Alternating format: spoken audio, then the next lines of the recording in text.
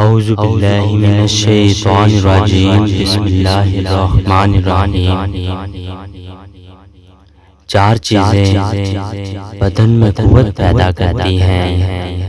Number ایک، گوشت کھانا۔ نمبر دو، خوشبو سونگھنا۔ نمبر تین، کثرت سے غسل کرنا۔ نمبر چار، سوتی کپڑے پہننا۔ چار چیزیں نظر کو تیز کرتی ہیں۔ نمبر ایک، خانہ کعبہ کے سامنے بیٹھنا۔ نمبر دو، سوتے وقت سرما لگانا۔ نمبر تین، سبزہ زار کی طرف دیکھنا۔ نمبر چار، صاف جگہ پر بیٹھنا۔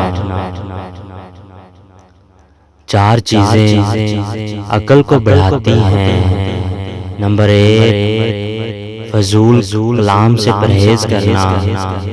نمبر دو، دانت صاف کرنا۔ نمبر تین، صالحین کی مجلس میں بیٹھنا۔ نمبر چار، علماء کرام کی صحبت اختیار کرنا۔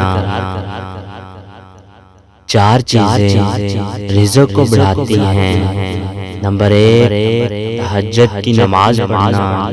نمبر دو، کثرت سے استغفار کرنا۔ نمبر تین، کثرت سے صدقہ کرنا۔ نمبر چار، کثرت سے ذکر کرنا۔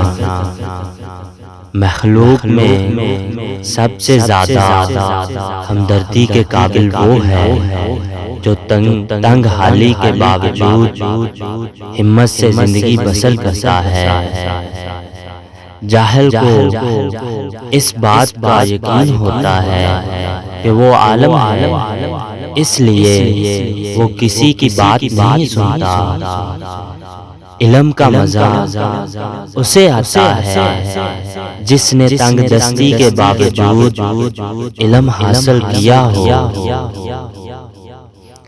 جس پر دنیا کی محبت غالب ہوتی ہے وہ اہل دنیا کا غلام بن جاتا ہے۔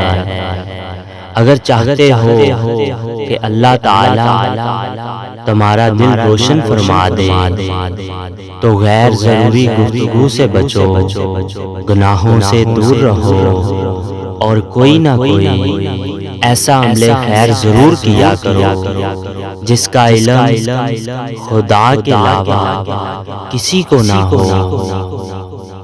حضرت امام شافعی سے پوچھا گیا، آپ نے اللہ کو کیسے پہچانا؟ جواب ملا، شتوت کے پتوں سے۔ جسے بکری کھاتی ہے تو مینگنی بنتی ہے، ہرن کھاتا ہے تو مشک بنتا ہے، اور ریشم کا کیڑا کھاتا ہے تو ریشم بنتا ہے۔ کوئی تو ہے جو ایک ہی شے سے مختلف چیزیں بناتا ہے، اور وہ اللہ کے سوا کوئی نہیں۔